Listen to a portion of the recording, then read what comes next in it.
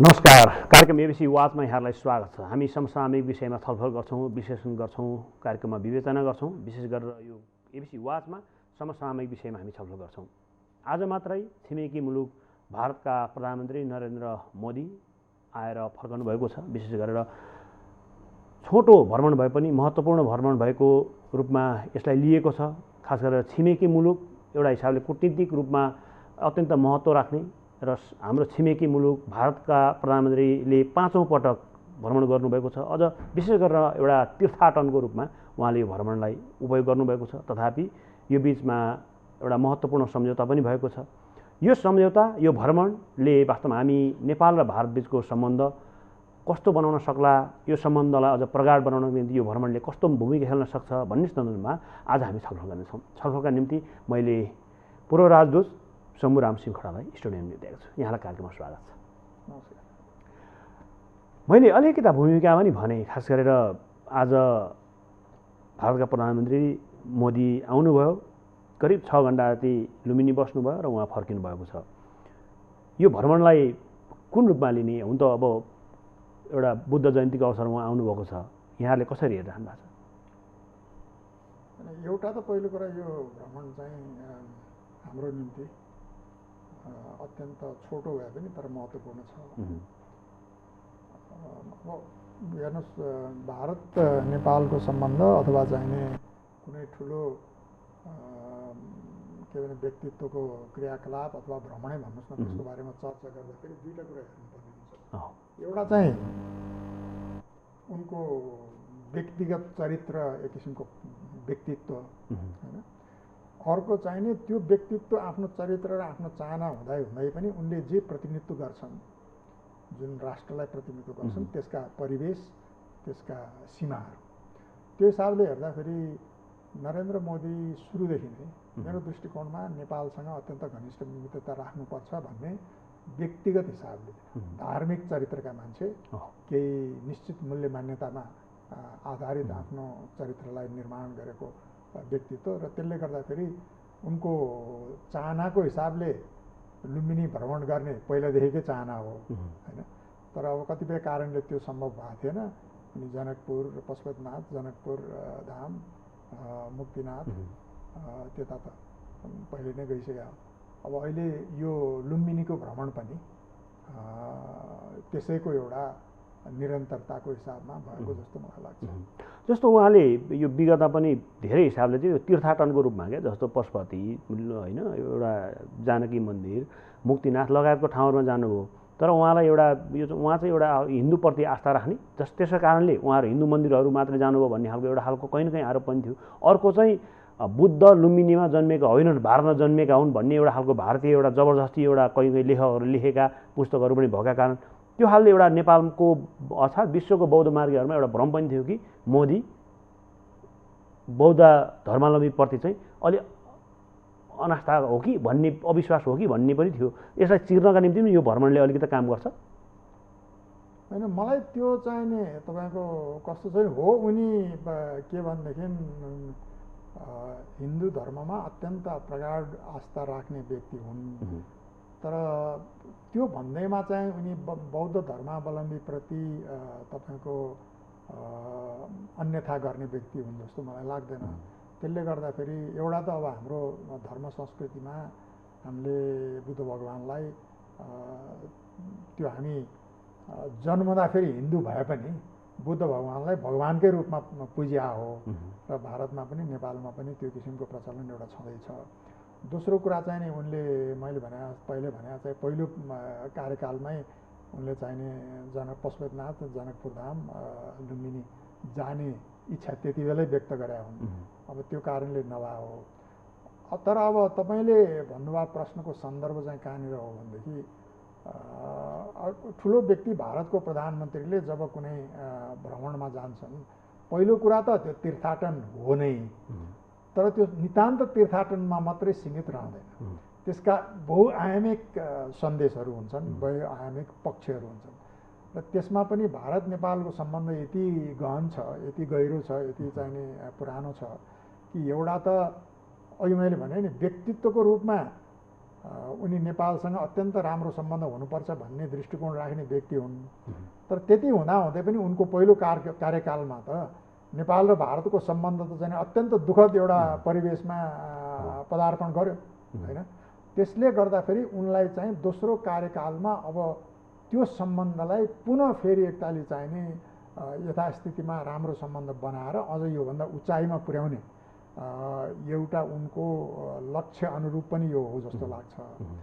अर्को कुरा तपाईँले भने जस्तै यो बुद्ध भगवानको जन्मको कुरा लिएर जुन किसिमको एउटा तपाईँको विवाद जस्तो सिर्जना भएको थियो त्यो त उनले आफ्नो भाषणमै प्रष्टसँग आज पनि पहिला पनि भनेका थिए तर अहिले पनि प्रष्टसँग बुद्ध भगवानको जन्मस्थान यो लुम्बिनी भनेर राम्रैसँग भनिदिइहाले। भनेपछि त्यो सम्बन्ध सुधारको प्रक्रियामा त्यो भ्रम पनि चिर्ने काम भयो, एउटा त्यो भ्रम पनि चिर्ने काम भयो।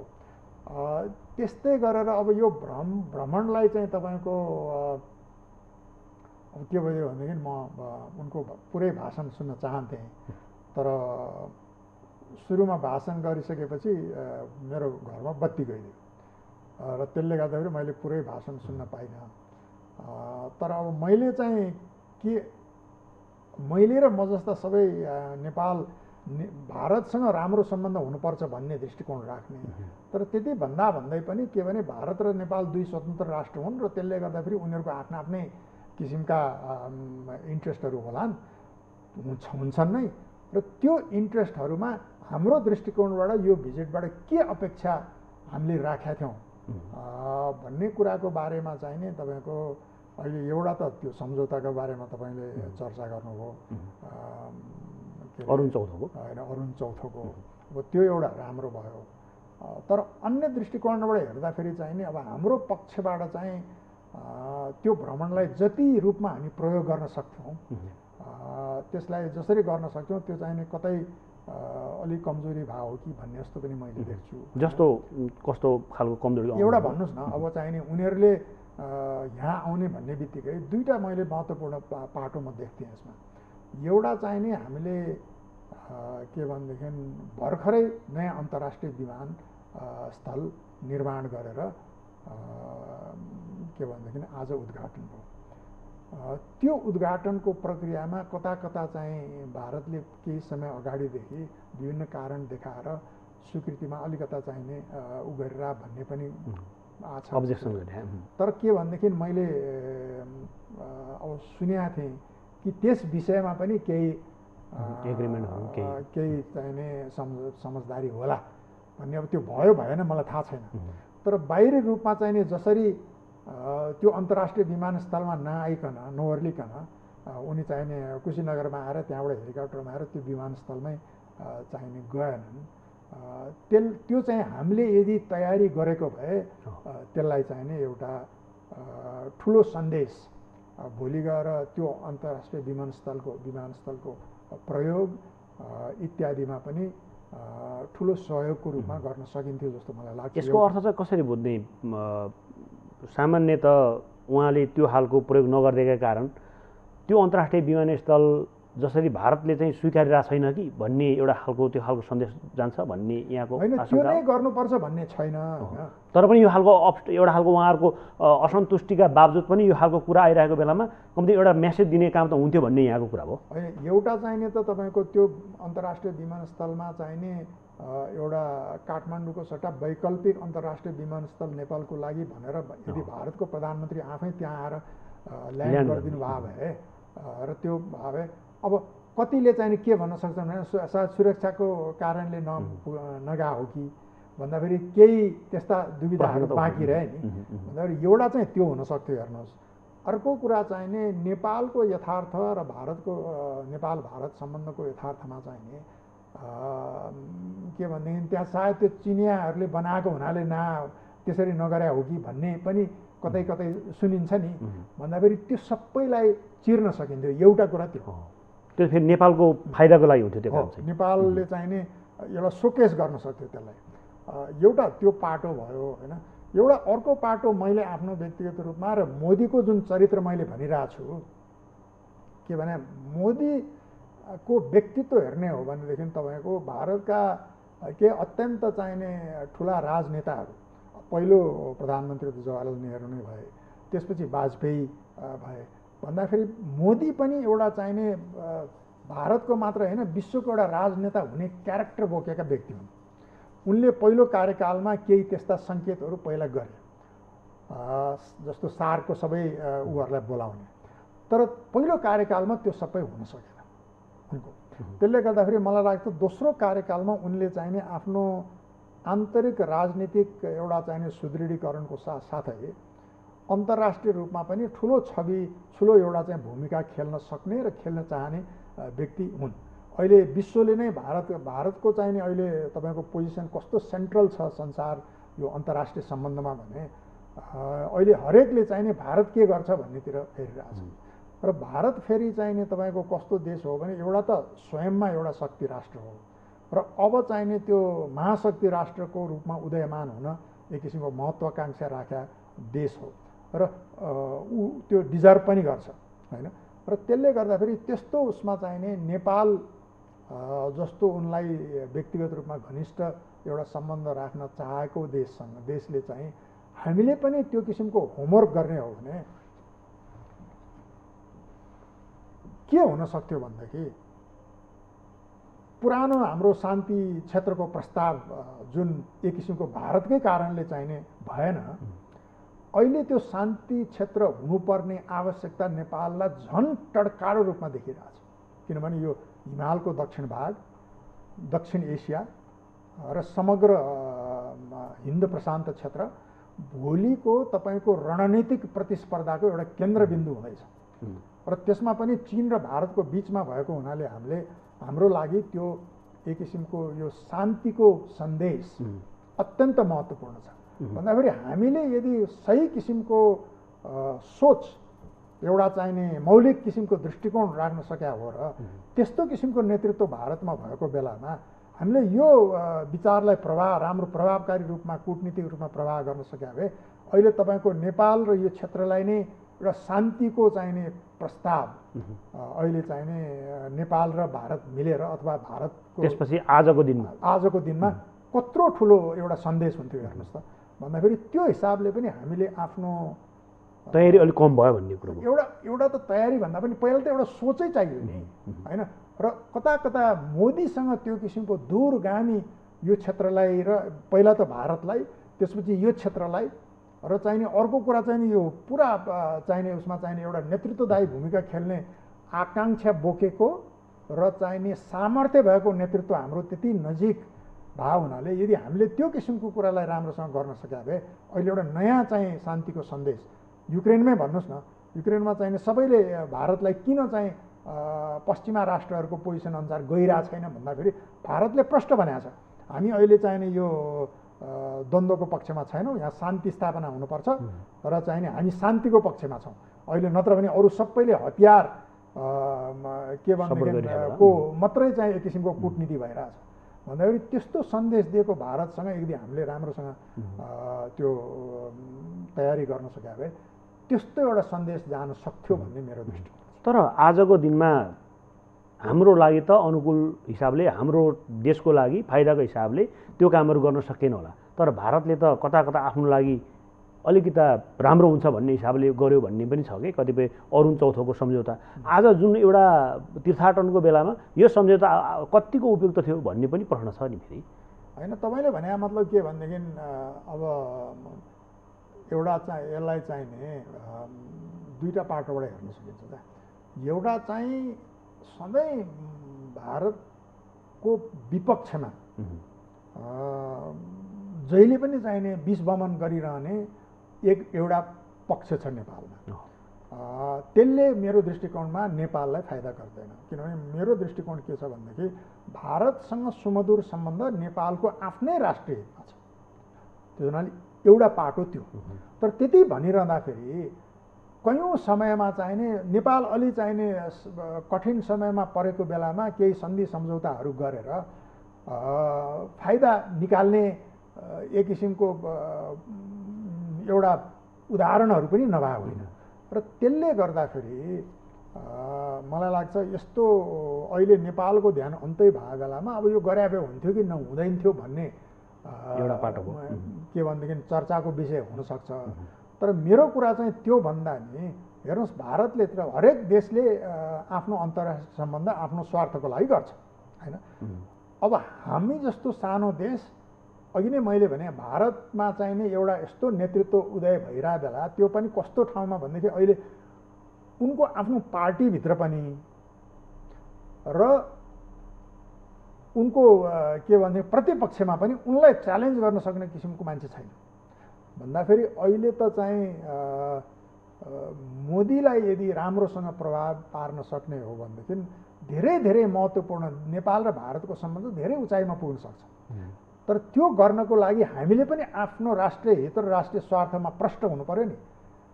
एकातिर के भनेदेखि जब नेपाल चाहिँ अन्य कुराहरूमा के भनेदेखि हुर्मलिएको छ, त्यस्तो बेलामा आफ्नो स्वार्थ पूर्ति गर्नलाई त्यस्ता परियोजनाहरू तपाईँले अहिले जुन सङ्केत गर्न खोजिरहनु भएको छ, त्यस्तो काम गर्ने भन्ने एउटा पाटो छ भनेदेखि, अर्को कुरा हाम्रो चाहे त्यो राजनीतिक नेतृत्व होस्, चाहे त्यो कूटनीतिक हाम्रो चाहिने संयन्त्र होस्, त्यसले चाहिने आफ्नो राष्ट्रिय हित र राष्ट्रिय स्वार्थको कुरालाई निडर भएर पुरा होमवर्क गरेर त्यसलाई चाहिने अगाडि बढाउन सक्ने किसिमको वातावरण कहिलेकाहीँ चाहिने कमजोरी भएको त हामीले देखि नै आएको छ अहिलेसम्म।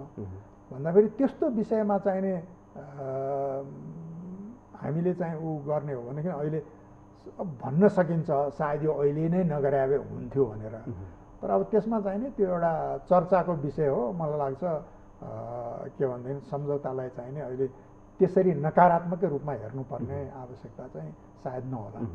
जस्तो सामान्य तपाईँहरूसँग यस्तो विषयहरूमा नि तपाईँहरू त एउटा हिसाबले कूटनीतिक क्षेत्रमा लामो समय काम गरेर यही विषयमा अध्ययन गरेर बसिरहनु भएको व्यक्तित्वहरू, नेपाल सरकारले नि सामान्यतः यस्तो जस्तो दुई देशबिचमा हुने सम्झौता, विभिन्न विषयहरूमा हुने कूटनीतिक वार्ता छलफल, यी विषयहरूमा चाहिँ सामान्यतः छलफल गर्नै आवश्यक ठान्दैन नि क्या हो। जस्तो तपाईँले अहिले यति महत्त्वपूर्ण कुरा उठाइरहनु भयो नि, यो बेलामा राज्यले यस्तो खालको होइन अपर्च्युनिटी, यो अपर्च्युनिटी हामीले लिन सक्थ्यौँ भनेर यहाँले भनिरहनु भएको छ नि, यी कुराहरूमा सामान्यतः मै नै जब सत्तामा पुग्छ मै नै जान्ने हुँ, मै नै बाटो हुँ, मभन्दा बाहेक अरू कोही छैनन् भन्ने हिसाबले नै काम गर्ने खालको एउटा सोचाइ हुन्छ कि होइन। यहाँहरूले जसरी भनिरहनु भएको छ त्यो विषयमा चाहिँ सामान्यतः आन्तरिक रूपमा हामी पहिला छलफल गर्ने, कूटनीतिक क्षेत्रमा काम गरिरहनु भएका विभिन्न होइन पूर्व राजदूतहरू हुनुहुन्छ, कूटनीतिक क्षेत्रमा अब अध्यापन गरिरहनु भएको व्यक्तित्वहरू हुनुहुन्छ, उहाँहरूसँग सामान्य छलफल गर्ने पनि प्रयास हुँदैन यस्तो विषयमा के हुन्छ तपाईँहरू? होइन, एउटा त तपाईँको त्यो कमजोरी हाम्रो पुरानै हो। दोस्रो कुरा अब चाहिने यत्रो ठुलो परिवर्तन भयो देशमा होइन, लोकतन्त्र आयो। लोकतन्त्र भने चाहिने के भने जनता सार्वभौम भन्ने कुरा आयो। त्यसले गर्दाखेरि त्यस्तो परिवेश र त्यस्तो परिवर्तन भइसकेपछि सायद हाम्रो कार्यशैली परिवर्तन हुनुपर्ने अलिकता भन्ने जुन कुरा छ, त्यो हिसाबबाट तपाईँले उठाउनु भएको जिज्ञासा अत्यन्त जायज हो। हुन त परम्परागत रूपमै हाम्रो चाहिने परराष्ट्र मन्त्रालय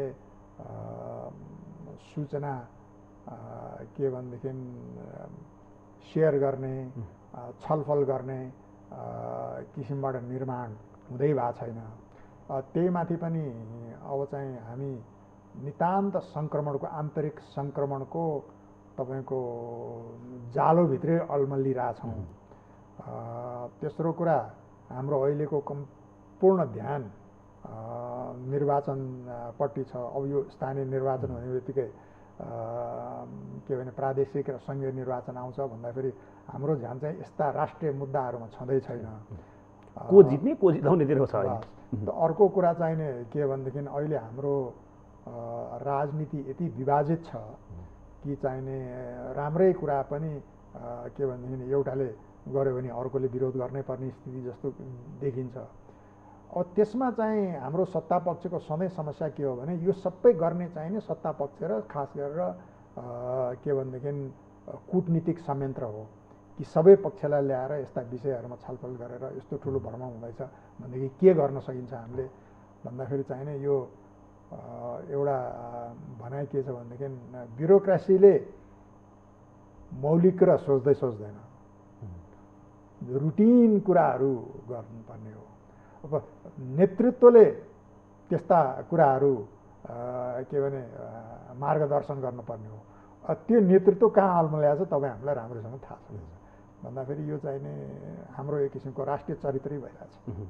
यो सामान्यत मैले जान्न चाहेको चाहिँ जस्तो हुन त विगतको भ्रमणहरूले पनि नेपाललाई त धेरै फाइदा भयो भन्ने कतिपय सुनिन्थ्यो, कतिपय कुराहरू अब यो कोभिडका कारणले गर्दाखेरि पनि ती कुराहरू जस्तो मैले पर्यटनसँग जोड्न खोजेको होइन, जस्तो लुम्बिनी त अब भारत नजिकै छ होइन, यो अब पशुपति भयो, जानकी मन्दिर भयो, यता मुक्तिनाथमा पनि पर्यटकहरू त्यसपछि अलिकति बढ्या थियो भन्ने कुराहरू सुने मैले।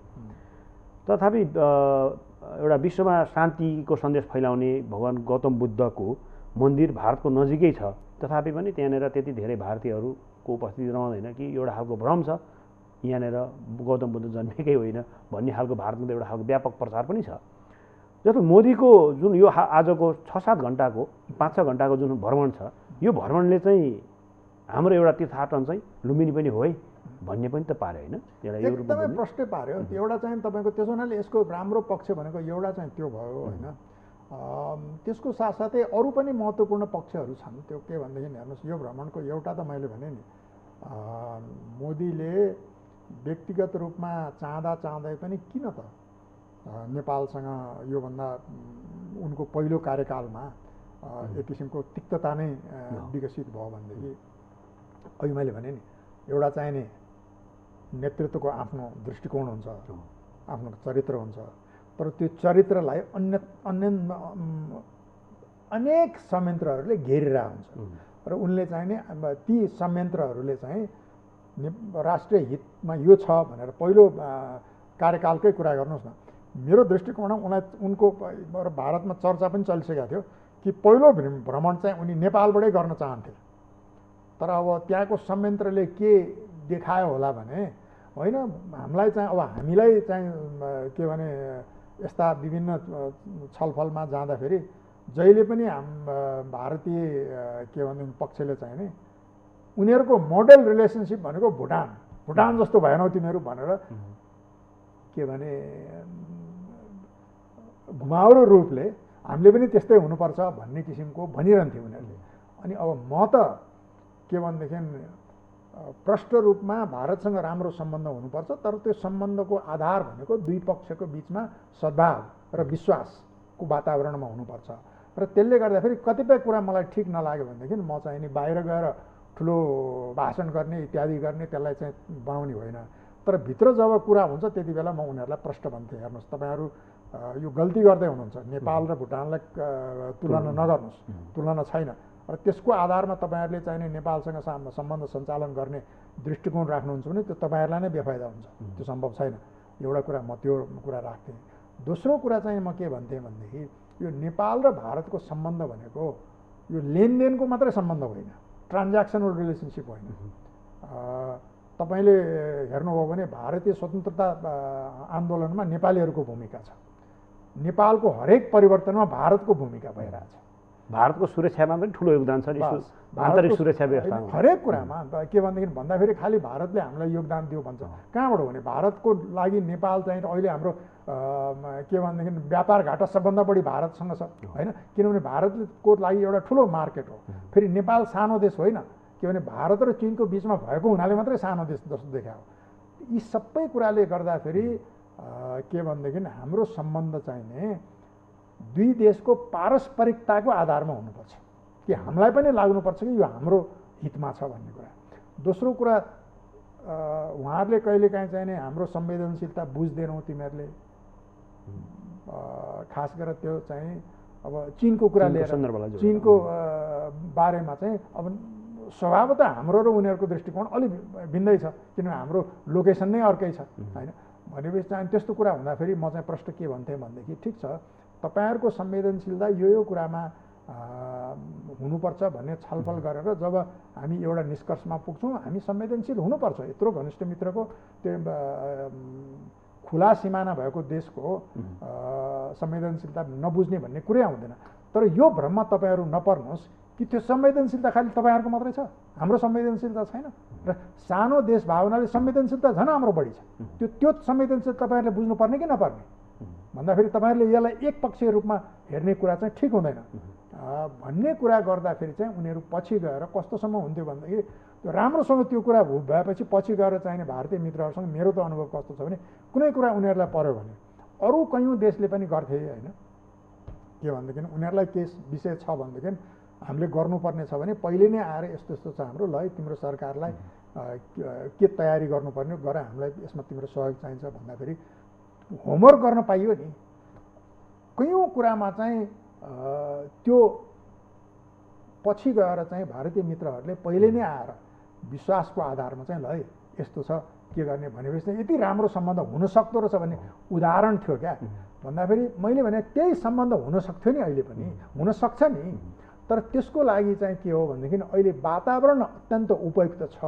मेरो दृष्टिकोण त्यो तर हाम्रो तर्फबाट चाहिँ पहल कदमी त्यो हुन सकेन भन्ने चाहिँ हो पहल कदमी नभए भन्ने कुरा त अहिले एक दुईवटा उदाहरणबाटै देखियो होइन तर त्यसको लागि त एउटा सोच पनि अलि चाहिने हायर किसिमको सोच चाहिन्छ जस्तो मोदी एउटा वास्तवमा डाइनामिक लिडर हो होइन मोदी खास गरेर एउटा विश्वमा आफ्नै छुट्टै पहिचान बनाउन चाहने र पहिचान बनाएको एउटा लिडर पनि हो यो हिसाबले हेर्ने हो भने मोदीसँग अघि नै यहाँले भनिसक्नु मोदीलाई कन्भिन्स गर्ने हो भने हामीले धेरै कुराहरू नेपालको हितका निम्ति उपयोग गर्न सक्छौँ भन्ने कुराहरू भयो तर नेपालको कूटनीतिक जुन खालको हाम्रो संरचना छ होइन कूटनीतिक एउटा खालको गर्नुपर्ने लबिङ होला त्यहाँ धेरै कुरा छ नि त होइन कतिपय कुराहरू सिधै यहाँले भन्नुभएको जस्तो पूर्व तयारीको होला छलफल होला आन्तरिक रूपमा छलफल होला यो गिभ एन्ड टेकको कुरा मात्रै भएन तथापि यो पर्याप्त रूपमा पहल कदमी पुग्न नसक्नुमा चाहिँ हामी के अलि सङ्कुचित भएर हो कि हामी अलि डराएर हो कि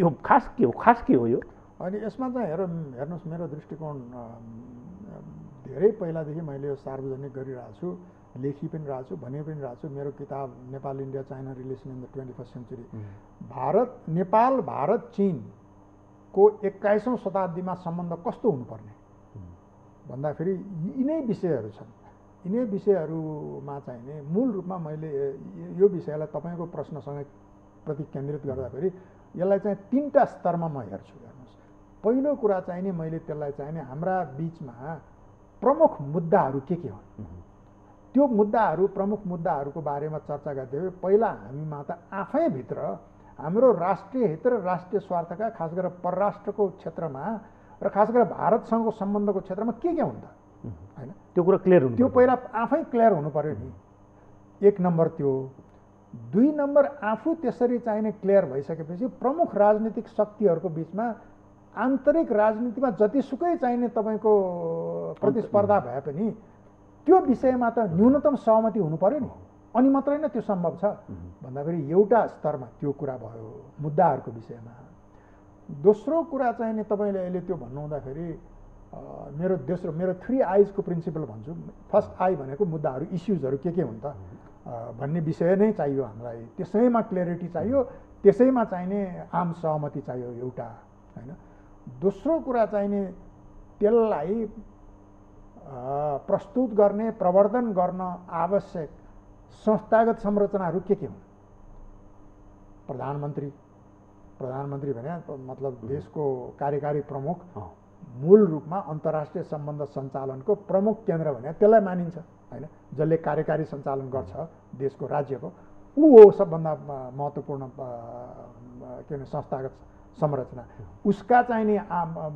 अफिस छन् त्यहाँभित्र जसले चाहिने प्रधानमन्त्रीलाई चाहिने प्रभावित गर्छन् प्रधानमन्त्रीलाई आइडिया दिन्छन् प्रधानमन्त्रीलाई चाहिने कुनै कुरा छ भनेदेखि यो राम्रो हुँदैन प्रधानमन्त्री यसरी गर्नु हुँदैन भन्ने सम्मको चाहिने सुझाव र सल्लाह दिन सक्छन् निर्णय गर्ने त उहाँको काम हो तर सुझाव सल्लाह दिन सक्ने किसिमको मान्छे चाहियो नि हैन भन्दाखेरि एउटा चाहिने त्यो संरचना भयो दोस्रो चाहिने प्रधानमन्त्रीले अथवा कार्यकारी प्रमुखले परराष्ट्र सम्बन्धको सञ्चालन चाहिँ संस्थागत रूपमा परराष्ट्र मन्त्री र परराष्ट्र मन्त्रालय मार्फत गर्ने हो भन्दाखेरि त्यो संरचना त्यत्तिकै दरिलो चाहियो अब त्यो हिसाबले हेर्दाखेरि एउटा समस्या के हो भनेदेखि हेर्नुहोस् हाम्रो यहाँ परराष्ट्र नीतिको अति राजनीतिकरण छ भारतमा परराष्ट्र नीतिको नितान्त कर्मचारीकरण छ भन्दाखेरि मैले अहिले भने नि किन चाहिँ त मोदीले त्यस्तो चाहँदै पनि के गर्न सक्नु भएन भने त्यहाँको कर्मचारी तन्त्र यति बलियो छ कि चाहिँ नि मोदीले चाहेर मात्रै चाहिँ नहुँदो रहेछ भन्ने उदाहरण त देखिया छ।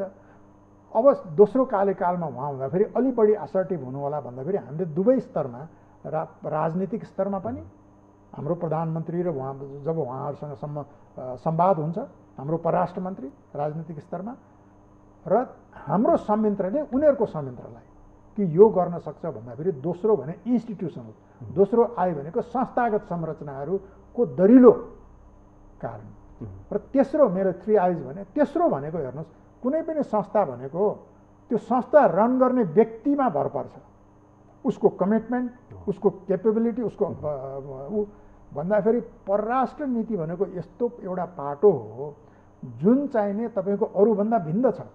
त्यो हाम्रो चाहिने हाम्रो विषयवस्तुहरू, हाम्रो राष्ट्रिय हित र राष्ट्रिय स्वार्थका विषयहरू अन्तर्राष्ट्रिय रूपमा अत्यन्त प्रखर र राम्रो रूपमा चाहिने प्रस्तुत गर्न सक्ने, त्यसलाई चाहिने निगोसिएट गर्न सक्ने त्यस्तो व्यक्तिहरू राम्रोसँग चयन गरेर अरू कुराहरूमा भन्दा यता चाहिँ ध्यान दिनु अत्यन्त आवश्यक छ। र म तपाईँले भन्नुभयो किन यो भइरहेको छैन भन्दाखेरि अहिले राजदूत नियुक्तिको कुरा हेर्नुहोस् न, अब कसरी चाहिने एउटा भागभण्डाको आधारमा तपाईँको यी सबै कुरा ओझेलमा पर्छन् भन्दाखेरि यी कारणहरूले हुन सक्दैन। तर अब म आशा राख्छु कि यो सङ्क्रमण काल जब अन्त्य हुँदै जान्छ, सङ्क्रमण कालको अहिले अझै पनि एउटा चाहिने अति दुःखद पक्ष भनेको र अहिले स्थानीय निर्वाचनले देखाइरहेछ त्यो के हो भनेदेखि सङ्क्रमणकालीन राजनीतिको सबैभन्दा महत्त्वपूर्ण पाटो भनेको पद्धति निर्माण गर्ने हो। हामीले पुरानो पद्धति भएन, त्यसो हुनाले नयाँ पद्धति चाहियो भनेर राजतन्त्र फालेर गणतन्त्र ल्यायौँ, तर लोकतन्त्र ल्यायौँ। तर त्यो लोकतन्त्रलाई चाहिने संस्थागत गर्नको लागि लोकतान्त्रिक पद्धतिलाई निर्माण गर्ने, राम्रो परम्परा निर्णय गर्ने प्रक्रियाको राम्रो परम्परा बसाल्ने पहिलो काम चाहिँ त्यो हो। तर अब त्यतातिर ध्यानै छैन क्या। त्यही त मैले अघि नै भन्दै थिएँ, यहाँ खास गरेर एउटा सबै पार्टीको विदेश नीति आफ्नो भयो क्या। जस्तो कङ्ग्रेस आयो त्यो विदेश नीति कता कता भारत अमेरिकातिर ढल्किएको जस्तो होइन, कम्युनिस्ट आयो कता कता चाइनातिर ढल्किएको होइन। हुन त यो मासको बुझाइ हो कि थाहा छैन, तथापि त्यो खालको एउटा आरोप पनि छ नि। जस्तो यस्तो खालको जुन कतै ढल्काइ कतै मल्काइले हिसाबले नि जस्तो यस्तो विदेश नीति जस्तो कूटनीतिक विषय जस्तो एउटा संवेदनशील विषयमा राजनीतिक रूपमा एउटा खालको बुझाइ नै जुन खालको धरातले यथार्थमा भन्दा पनि आफ्नो पर्सेप्सनमा चाहिँ जुन खालको गरिरहेका छन्, यसले त मुलुकको परिचय नै विश्वमा के हो त भन्ने कुराको फेरि अर्थ राख्छ होला है। होइन, तपाईँले अहिले बडा एउटा महत्त्वपूर्ण विषय निकाल्नुभयो हेर्नुहोस्। अब त्यसमा चाहिने लामो चर्चा गर्नलाई अहिले समय छैन। अहिले यही भिजिटको सम्बन्धमा कुरा गरौँ न त। होइन, यो भिजिटको सम्बन्धमा अहिले प्रधानमन्त्री नरेन्द्र मोदीको नेपाल भ्रमण, लुम्बिनी भिजिट छोटो भ्रमणको सम्बन्धमा कुरा गर्दाखेरि अहिले एउटा त अब यसलाई एउटा त मैले अघि भनिहालेँ, एउटा चाहिँ व्यक्तिगत नेतृत्वको व्यक्तिगत चाहना, इच्छा इत्यादि। तर त्यो कसरी चाहिने त्यसलाई कन्डिसन गरिन्छ होइन आफ्नो राष्ट्रिय आवश्यकताले भन्दाखेरि त्यो एउटा पाटो भइहाल्यो। दोस्रो पाटो भनेको यो भिजिटको पनि तपाईँको 3टा अत्यन्त महत्त्वपूर्ण आयाम म देख्छु क्या। एउटा चाहिने त नेपाल भारत सम्बन्धको केही पक्ष हामीले छलफल गऱ्यौँ, त्यसमा अरू कतिपय पक्षहरू छन्। एउटा चाहिँ त के भनेदेखि हाम्रा केही थापिरहेका विषयहरू छन् होइन, सीमाकै इस्यु छ, व्यापार घाटाको इस्यु छ, भारतीय नोटको इस्यु छ, त्यस्ता कतिपय इस्युहरू छन् भन्दाखेरि अब यी सबै कुरा भ्रमण राम्रो भयो अथवा नराम्रो भएन भन्दाखेरि भाषण इत्यादि राम्रो भयो त होइन। यी सबै कुराहरू हामीले समाधान निकाल्न सक्यौँ कि सकेनौँ? तात्विक रूपमा भिन्न हुने त्यसरी नै हो भन्दाखेरि एउटा चाहिँ नि हाम्रो द्विपक्षीय सम्बन्ध छ। तर यत्रो ठुलो भिजिट भएपछि खास गरेर हाम्रा प्रधानमन्त्रीज्यू र उहाँका प्रधानमन्त्रीज्यू दुईजना बसेर कुरा गर्ने ठाउँ थलो भएपछि त्यहाँ खालि अहिले तपाईँले तीर्थाटन भन्नुभयो, तीर्थाटन मात्रै त हुँदैन, अरू पनि कुरा आउँछ भन्दाखेरि अहिले क्षेत्रीय रूपमा पनि चाहिँ यो दक्षिण एसिया अत्यन्त चाहिने एउटा जटिल स्थितिमा छ। अफगानिस्तानमा समस्या छ होइन, भोलि अफगानिस्तान फेरि के हुने हो? यदि यस्तै गरेर चाहिने तालिबानले पुरानै शैली निकाल्दै जाने हो भने भोलि फेरि अरू बाह्य शक्तिहरू नआउलान् भन्न सकिँदैन। पाकिस्तानमा अहिले भर्खरै सत्ता परिवर्तन भएको छ, श्रीलङ्कामा त्यत्रो चाहिने त्यो उथल पुथल भइरहेछ, म्यानमारमा समस्या छ भन्दाखेरि त्यस्तो समयमा चाहिने दुई प्रधानमन्त्रीको बिचमा भेटघाट भएको छ। र त्यो पनि कस्तो टाइममा भएको छ भने भारतले सार्क एक किसिमको कोमामा गइरहेछ र त्यसको ठाउँमा चाहिने बिमस्टेकलाई चाहिने अगाडि बढाउने, त्यसलाई चाहिने उ गर्ने, पुनर्जागृत गराउने प्रक्रियामा गइरहेछ भन्दाखेरि एकातिर हामी सार्कको पनि अध्यक्ष छौँ, सार्कमा समस्या भयो भने अध्यक्षको रूपमा हाम्रो पनि समस्या भएन त्यो भन्दा त्यो विषयमा पनि कुरा चल्न सक्थ्यो। बिमस्टेकलाई यसरी अगाडि लगिया छ। अस्ति मात्रै बिमस्टेकको 5औं शिखर सम्मेलन भयो कोलम्बोमा। मलाई चाहिने अब गैर सरकारी क्षेत्रबाट चाहिने एउटा बिमस्टेक राउन्ड टेबल भनेर नेपालको तर्फबाट म गएको थिएँ त्यहाँ। अनि त्यति बेला मैले अरू मित्रहरूलाई यही कुरा भने, हेर्नुहोस् के भने अहिले संसारमा संयुक्त राष्ट्रसङ्घ किन त्यस्तो चाहिने निरीह भइरहेछ? युक्रेनमा त्यत्रो वार भएको छ, खोइ संयुक्त राष्ट्रसङ्घको कोही नाम छ? किन त्यस्तो भइरहेछ? आसियान अलिकता सफल हामीभन्दा भनेको त्यो आसियान पनि चाहिने त्यो क्षेत्रमा जुन किसिमको चाहिने नयाँ घटनाक्रमहरू विकसित भएर त्यसलाई कसरी चाहिने रेस्पोन्ड गर्ने भन्ने कुरामै अल्मलिएको छ। सार्क त कोमामै छ भन्दाखेरि यी सब किन भइरहेछन् भन्ने कुरा जबसम्म हामी बुझ्दैनौँ, हामीले कुरा उठाउँदैनौँ भन्ने कुरा एउटा हामीले कुरा उठाउँदैनौँ। अर्को कुरा तर समग्र रूपमा यो कुरा हामीले बुझ्नु पऱ्यो नि किन यसो भइरहेछ र बुझेर चाहिने त्यसलाई चाहिँ समाधानतर्फ हामी जाँदैनौँ। अब त्यसो हो भने बिमस्टेकले मात्रै राम्रो गर्छ भन्ने के ग्यारेन्टी छ भन्दाखेरि एउटा चाहिने त्यो विषयमा हाम्रो छलफल हुन सक्थ्यो होइन। अर्को कुरा चाहिने विश्वव्यापी रूपमा चाहिने अहिले जे भइरहेछ त्यसो हुनाले मैले त्यो शान्तिको सन्देश कतै हामीले होमवर्क गरेर मोदी पनि आएको बेलामा त्यो जाला कि घोषणा एउटा संयुक्त रूपमा घोषणा भन्ने जस्तो चाहिँ मेरो सोचमा थियो। तर अब त्यो त अब भयो कि थाहा छैन मलाई, मैले भाषण त सुनेको छैन। मैले यहाँनिर तपाईँलाई अलिकति रोकेर मैले भन्न चाहेँ भारतसँग त नेपालको धेरै खालको चाहिँ सम्झौता होइन, एउटा खालको सहमति धेरै खालको भएको छ कि, तर कार्यान्वयनको पक्षमा हेर्ने हो भने नि अत्यन्तै फितलो छ होइन। आज पनि अरुण चौथोको सन्दर्भमा एउटा सम्झौता भयो, त्यो पनि कार्यान्वयन हुन्छ कि हुँदैन भन्ने फेरि किन विगतको उसलाई हेर्ने हो भने विगतको शान्ति सम्झौता, विभिन्न अरू सम्झौताहरू, विभिन्न व्यापारिक सम्झौताहरू होइन हेर्ने हो भने चाहिँ कार्यान्वयन गर्ने कुरा चाहिँ कतिको इमान्दारिता देखाउलान्, भारत पक्षबाट होस् या हाम्रो पक्षबाट हो होइन भन्ने कुरा चाहिँ फेरि चासोको विषय छ नि। तपाईँले चाहिने अघि पनि निकाल्नु भयो, अहिले पनि त्यो कुरा निकाल्नु भयो, बडा महत्त्वपूर्ण कुरा निकाल्नु भयो। त्यसै हुनाले एउटा त होमवर्क जरुरी छ। अर्को कुरा के हुन्छ भने सम्झौता सही गर्ने तर कार्यान्वयन नगर्ने हो भने हाम्रो विश्वसनीयता घट्छ होइन, त्यसले समस्या ल्याउँछ। त्यसै कारणले चाहिने यसमा चाहिँ बृहत किसिमको छलफल भएर आम सहमति भएर हामी अन्यत्रै कुरामा चाहिँ अल्मलिएको बेलामा खुसुक्क गरे हो कि भन्ने जस्तो नदिएर जुन अहिले तपाईँले बारम्बार निकालिरहनु भएको छ त्यस्तो इम्प्रेसन दिन हुँदैन। ठुला परियोजनाहरूमा चाहिने हामीले त्यतातिर जानुपर्छ। र अर्को एउटा अब अन्त्यमा महत्त्वपूर्ण कुरा तपाईँसँग गरेर म जान चाहन्छु। यो भिजिट छोटो तर महत्त्वपूर्ण धेरै मानेमा छ। कूटनीतिमा एक किसिमको चेतावनी, विभिन्न किसिमको सङ्केत अथवा चाहिने राम्रो जेस्चर, विनम्र चाहिने किसिमको व्यवहार, यी सबै विभिन्न पाटाहरू के को त भन्दाखेरि कुन तरिकाले गर्दाखेरि आफ्नो राष्ट्रिय हित र राष्ट्रिय स्वार्थ परिपूर्ति हुन्छ होइन।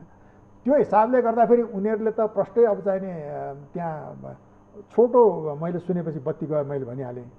सुरुमै चाहिँ प्रधानमन्त्रीले भारतमा राम मन्दिर बन्दैछ त्यसले गर्दाखेरि नेपालीहरू पनि खुसी छन् भने आफ्नो सन्देश त दिनुभयो। अर्को कुरा जेसुकै कारणले अब त्यसमा केही सत्यता छ छैन अर्कै कुरा, तर के भने भैरवा विमानस्थलमा नगइकन चाहिने कुशीनगर आएर के भने त्यसको सकारात्मक पाटो पनि छ। के भनेदेखि यो सांस्कृतिक सम्बन्ध हाम्रो यति व्यापक छ, यति ठुलो छ। भगवान् बुद्धको जन्म लुम्बिनीमा भयो तर उहाँको परमनिर्वाण के भनेदेखि कुशीनगरमा भयो। बोधगयामा उहाँले बुद्धत्व प्राप्त गर्नु हो भन्दाखेरि यी सबैलाई एक ठाउँमा राखेर गर्ने एउटा राम्रो सन्देश पनि छ। तर अर्को सन्देश भने चाहिँ नि के भनेदेखि उनीहरूको हिसाबबाट त चाहिँ नि त्यहाँ चिनले बनाए हुनाले जेसुकै कारणले होला, हो कि होइन त्यो पनि होइन, तर त्यो संशय त भयो नि। भन्दाखेरि चाहिँ नि अहिले यो भ्रमण महत्त्वपूर्ण छ र अहिले मैले चाहिँ नि विभिन्न तरिकाको कुरा गर्दाखेरि चाहिँ हेर्नुहोस्, नेपालमा प्रत्येक महत्त्वपूर्ण राजनीतिक घटनाक्रममा चाहिँ कुनै न कुनै रूपमा, चाहे त्यो 7 सालदेखि अहिलेसम्म 62-63 को आन्दोलनसम्म, त्यो सबैमा कुनै न कुनै रूपमा भारतको भूमिका रहिआएको छ। र तपाईँले अहिले खास गरेर मैले हेर्दाखेरि चाहिँ एउटा मैले 3टा कुरा गरेँ भनेपछि अहिलेको भ्रमण पनि कतै कतै केही घटनाक्रमहरूसँग जोडिन्छ भन्ने होइन, त्यो होइन कि अहिले मैले तपाईँलाई 3टा कुरा, एउटा चाहिँ नि मुद्दाको विषयमा निकालेँ, विषयहरू के हुन्, अर्को कुरा चाहिँ संस्थागत संरचनाको कुरा निकालेँ, तेस्रो चाहिँ नि के भनेदेखि व्यक्तित्वको कुरा निकालेँ। त्यो व्यक्तित्वको कुरा निकाल्दाखेरि अब मोदी एकदम नेपालप्रति राम्रो सम्बन्ध हुनुपर्यो, सकारात्मक सोच भएको व्यक्तित्व जस्तो मलाई लाग्छ। दोस्रो कुरा चाहिँ 62-63 को आन्दोलनको वरिपरि चाहिने नेपालमा जो राजदूत थिए श्याम शरण, त्यति बेला भारतको परराष्ट्र सचिव भएर गएको त्यति बेला थिए।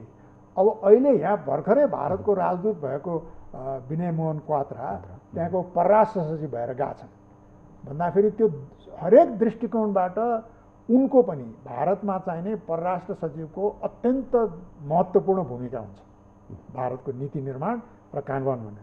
भन्दाखेरि चाहिँ यस्तो एउटा परिवेशमा यो भ्रमण भइरहेछ भन्दाखेरि चाहिँ नि यसले अब हामी आशा राखौँ कि जुन किसिमका मुद्दाहरू अझै हाम्रा बाँकी छन्, यो भ्रमण र त्यसपछिका विभिन्न प्रक्रियाले ती मुद्दाहरू समाधान हुँदै नेपाल भारत सम्बन्ध जुन किसिमको उचाइमा पुग्नुपर्ने हो, दुईटा समान किसिमको के भने सांस्कृतिक सम्बन्धले बाँधिएका दुईटा देशहरू, स्वतन्त्र देशहरू, तिनीहरूको सम्बन्ध चाहिँ जस्तो हुनुपर्ने हो त्यस्तो होला भन्ने आशा राखौँ।